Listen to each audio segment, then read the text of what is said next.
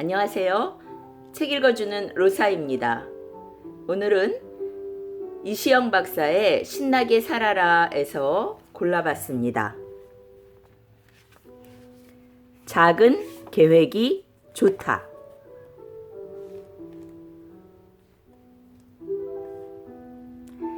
새해 아침이면 한 해의 계획을 세운다.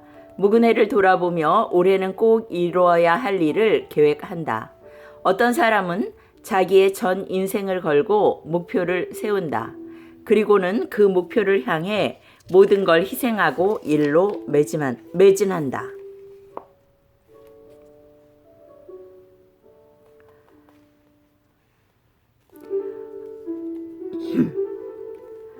나는 작은 제안을 하고 싶다. 작은 계획을 세워라. 손쉽게 매일 할 수 있는 일, 하고 난 결과가 분명한 일을 계획하라는 거다.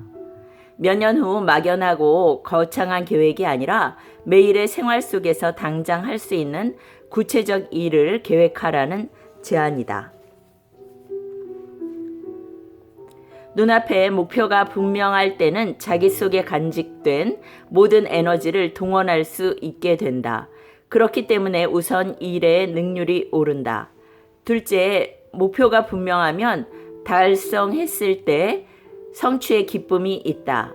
작은 성취에도 작지만 기쁨은 따르는 법이다. 그리고 목표 이상으로 했을 때는 여분의 기쁨이 생긴다. 목표가 있고 성취의 기쁨을 느끼는 사람은 하루 생활이 따분해질 수 없다. 재밌는 실험이 있는데 학생들에게 분필을 손에 들고 높이 뛰어올라 벽에다 금을 긋게 했다. 두 번째 뛰기 전에 A그룹 학생들에게는 자기가 처음 뛴 높이보다 30% 더 높게 눈금을 표시해 놓고 그걸 보고 뛰게 했다. 50명 중 26명이 목표를 달성했다.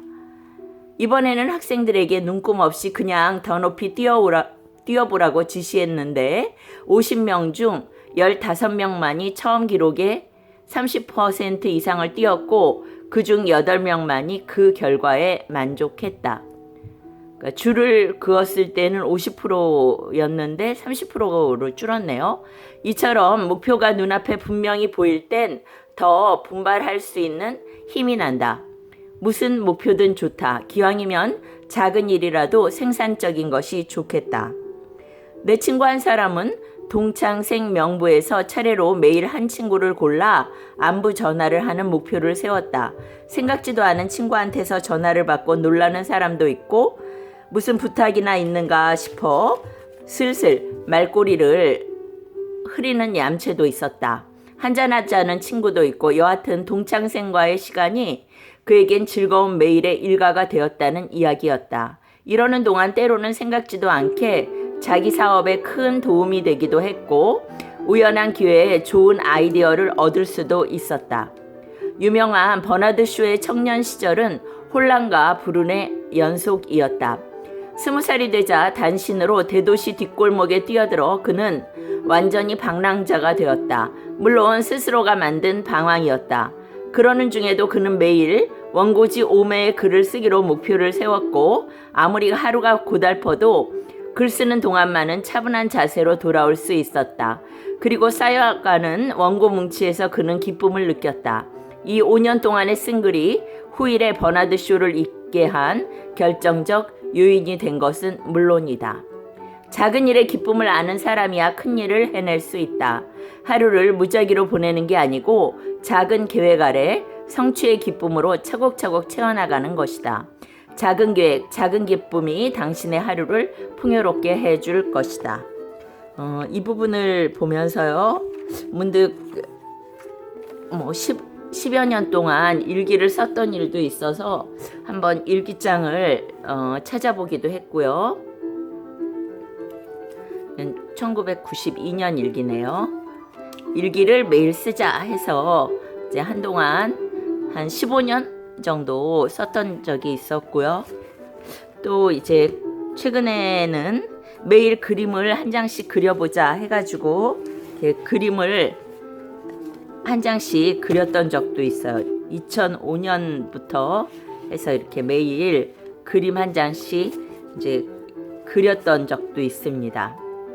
물론 뭐 보고 그리는 게 이제 대부분이었죠.